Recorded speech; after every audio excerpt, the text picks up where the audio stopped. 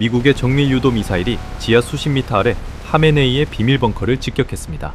그 차가운 지하 공간에서 37년간 중동을 호령하던 절대 권력자 알리 하메네이는 물론 손녀까지 포함된 하메네이 일가족 전원이 그 자리에서 몰살당했습니다. 권력자가 몰살당했다는 비보가 전해지자마자 공포에 질려 숨죽이던 이란 민중들이 거리로 쏟아져 나오기 시작했습니다. 광장에서 춤을 추고 시민들은 서로를 껴안으며 감격의 눈물을 흘리고 있습니다. 자유를 축하하는 폭죽이 터지고 있습니다. 심지어 테헤란 시내 곳곳에 세워졌던 하메네이의 거대 동상들이 성난 군중에 의해 처참하게 끌어내려지고 있습니다. 이란 국민들에게는 기적 같은 해방의 날이지만 이 광경을 지켜보며 사색이 된 나라가 딱 한 곳 있습니다. 바로 중국입니다. 중국은 지금 하메네이 일가족의 죽음보다 그들의 에너지 탯줄인 호르무즈 해협이 이 혼란 속에 봉쇄되었다는 사실에 경악하고 있습니다. 트럼프의 미사일은 벙커만 뚫은 게 아니라 중국 경제의 심장을 관통했습니다. 하지만 여러분, 이 유례없는 대혼란이 우리 대한민국에는 단 한 번도 보지 못한 천운의 기회를 가져다주고 있습니다. 중국의 공장이 멈춘 자리에 우리 기업들이 깃발을 꽂고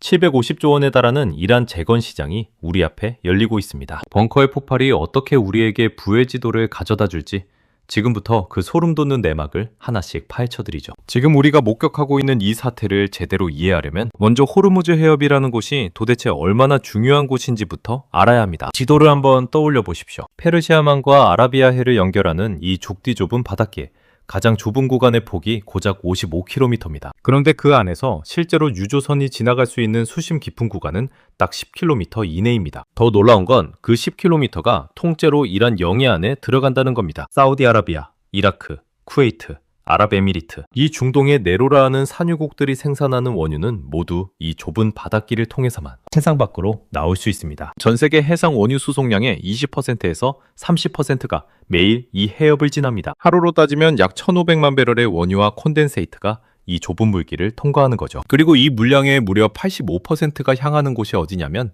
바로 중국, 일본, 한국, 인도 같은 아시아 국가들입니다. 여기서 결정적인 사실 하나를 짚고 넘어가야 합니다. 미국은 이 해협에서 수입하는 원유가 전체 수입량의 고작 7%입니다. 셰이 혁명 이후 미국은 사실상 에너지 자립을 이뤘거든요. 반면 중국은 해상 원유 수입의 57%를 중동에 의존합니다. 일본은 93%, 한국도 70%가 이 해협을 통해 들어옵니다. 이게 무슨 뜻이냐고요?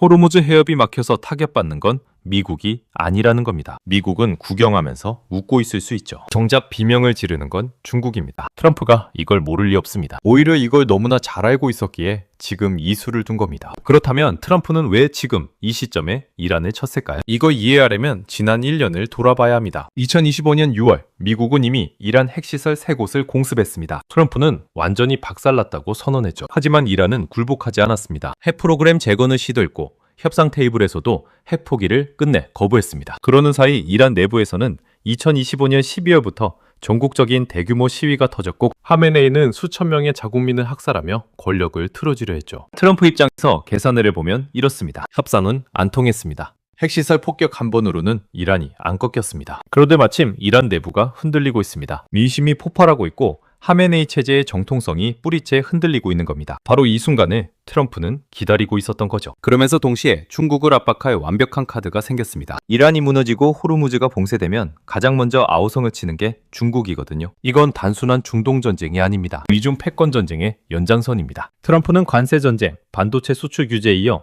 이제 에너지 줄끊기라는 세 번째 카드를 뽑아든 겁니다. 냉전 시대에 소련을 무너뜨렸던 오일 쇼크 전략의 21세기 버전이라고 보시면 됩니다. 자, 그렇다면 호르무즈 해협이 막히면 중국에 정확히 무슨 일이 벌어지는지 하나하나 짚어드리겠습니다. 중국은 세계 최대 원유 수입국입니다. 매일 1,000만 배럴이 넘는 원유를 수입하고 있고 그중 절반 이상이 중동에서 옵니다. 이란산 원유만 하루 130만 배럴, 거기에 사우디, 이라크, 쿠웨이트 원유까지 더하면 중국이 호르무즈 해협에 물려있는 원유량이 얼마나 어마어마한지 느껴지시죠? 이게 막히는 순간 중국의 공장들은 연료 부족으로 하나씩 멈추기 시작합니다. 50대 중소기업 사장 류 씨를 상상해 보십시오. 광둥성에서 20년간 플라스틱 부품 공장을 운영해온 분입니다. 납사 원료 가격이 한 달 만에 40% 뛰었습니다. 전기료도 올랐습니다. 전력 공급이 불안정해지면서 공장 가동률이 뚝 떨어졌죠. 거래처들은 납기를 맞추지 못하는 공장에 주문을 끊기 시작했습니다. 이게 중국 전역에서 동시다발로 일어나는 겁니다. 여기서 더 무서운 건 전기입니다. 중국의 전력 생산에서 석유가 차지하는 비중,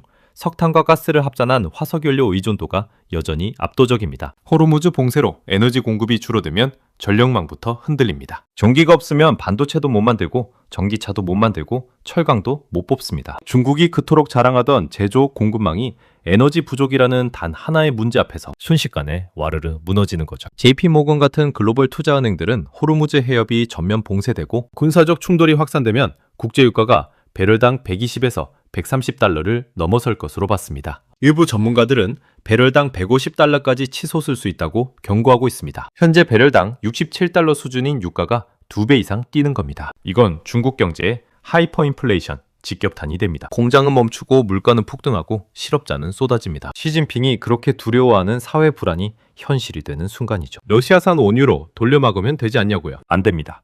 러시아에서 중국으로 이어지는 파이프라인 용량이 중동의 빈자리를 채우기엔 턱없이 부족합니다. 육상운송 인프라의 한계가 너무 큽니다. 미국의 셰일 오일은요?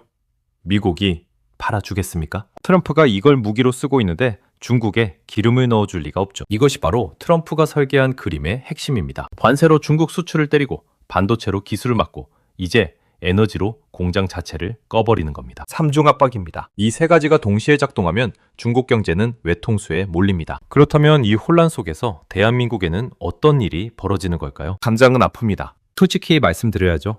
한국은 원유 수입의 70%를 중동에서 가져옵니다. 그중 95%가 호르무즈 해협을 통과합니다. 유가가 배럴당 100달러를 넘어서면 정유사, 석유화학업체, 항공사 모두 원가 부담이 폭발적으로 늘어납니다. 한국무역협회는 우회 루트를 활용할 경우 해상 운임이 최대 80% 뛸 수 있다고 분석했습니다. 과거 비슷한 긴장 국면에서 해상보험료가 최대 7배 할증됐던 전례도 있습니다. 40대 직장인 김 씨를 생각해 보십시오. 출퇴근에 쓰는 자동차 기름값이 한 달 만에 15% 올랐습니다. 장을 보러 갔더니 라면이 올랐고 식용유가 올랐습니다. 전기요금 고지서도 뛰었습니다. 월급은 그대로인데 나가는 돈이 늘어나는 스태그플레이션의 공포. 이게 단기적으로 우리가 맞닥뜨릴 현실입니다. 그런데 여기서 끝이 아닙니다.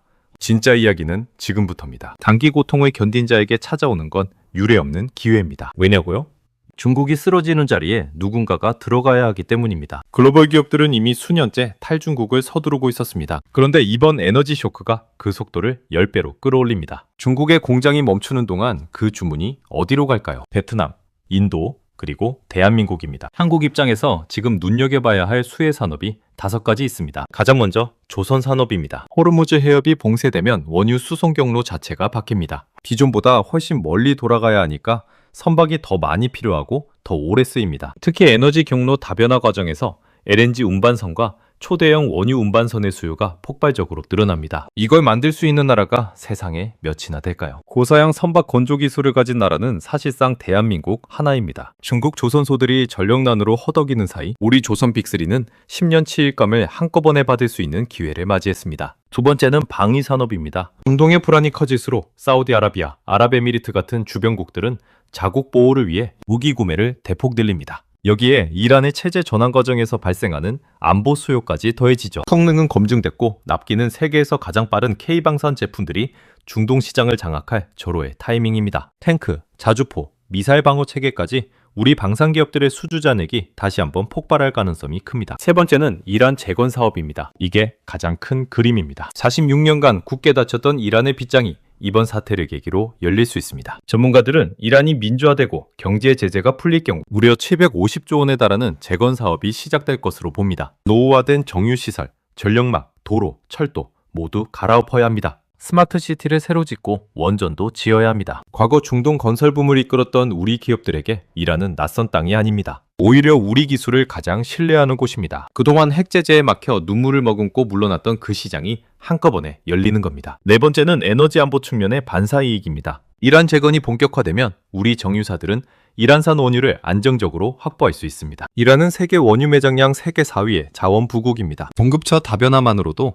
우리 석유화학 제품의 가격 경쟁력이 획기적으로 올라갑니다. 지금 중동 왕정 국가들의 목을 매달아야 했던 에너지 외교가 근본적으로 바뀌는 겁니다. 다섯 번째는 디지털 인프라와 소비재입니다. 8천만 인구의 이란은 46년간 서방 문명의 굶주려 있었습니다. 시장이 열리는 순간 한국 스마트폰, 가전, 자동차에 대한 수요가 폭발합니다. K-팝과 K-드라마로 다져진 한국에 대한 우호적인 이미지가 우리 제품들이 이란 안방을 점령하는 강력한 무기가 됩니다. 통신망 구축부터 보안 시스템까지 우리 IT 기업들에게는 그야말로 노다지 시장이 열리는 거죠. 자, 그렇다면 우리는 지금 당장 어떻게 해야 할까요? 기회는 보이는데 눈앞의 위기도 현실이니까요. 정확한 대응 전략이 필요합니다. 단기적으로 가장 중요한 건 에너지 비용 충격에 대한 대비입니다. 유가가 배럴당 $100를 넘어서는 시나리오에서 가장 먼저 흔들리는 건 변동금리 대출을 안고 있는 가계입니다. 유가 상승은 물가를 올리고 물가가 오르면 금리를 내리기 어렵습니다. 오히려 금리 인상 압박으로 돌아올 수 있습니다. 지금 변동금리 대출을 가지고 계신 분들은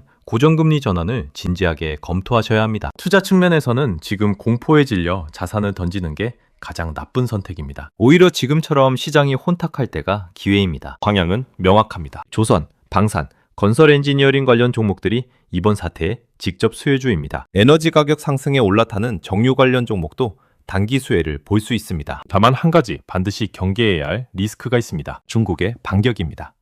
쥐도 막다른 골목에 몰리면 고양이를 문다는 말이 있습니다. 경제적으로 압박당한 중국이 대만 해협에서 군사적 도발을 감행하거나 자국 내 한국 기업들에 대한 보복 조치를 취할 가능성을 완전히 배제할 수 없습니다. 이 리스크는 늘 열어두고 봐야 합니다. 그래서 지금은 몰빵 투자가 아니라 철저한 분산이 답입니다. 또 하나 주의할 게 있습니다. 이란 재건 수혜가 현실화되는 데는 시간이 필요합니다. 이란의 체제 전환이 순탄하게 이뤄진다는 보장이 없고 내부 권력 투쟁이 장기화될 경우 시장 개방이 늦어질 수 있습니다. 빠른 단기 수익을 기대하다가 지치면 안 된다는 뜻입니다. 이건 2년, 3년을 보고 가는 중장기 투자입니다. 역사는 언제나 위기와 기회를 동시에 던집니다. 2000년대 초반 중국이 세계 공장으로 부상했을 때 대부분의 사람들은 우리 제조업이 망했다고 울었습니다. 하지만 그 시기에 반도체와 조선과 화학으로 방향을 튼 기업들은 세계 최고가 됐습니다. 지금 우리가 목격하는 이 사태가 바로 그런 역사적 변곡점입니다. 중국의 공장이 멈추는 그 자리에 우리가 들어갑니다. 이란이라는 잠긴 금고가 열립니다. 글로벌 공급망이 재편되는 이 과정에서 대한민국은 미국이 낙점한 기술 파트너로서 유례없는 도약의 기회를 맞이했습니다. 물론 앞으로 몇 달은 고통스러울 겁니다. 유가가 오르고 물가가 뛰고 시장이 흔들릴 겁니다. 하지만 그 고통을 견뎌낼 자만이 이 대혼란 이후에 펼쳐지는 새로운 시대의 주인공이 됩니다. 오늘 우리는 하메네이의 사망이라는 충격적인 사건을 통해 세계 경제의 거대한 흐름을 읽어보았습니다. 역사는 반복됩니다. 위기 속에 부의 기회가 있고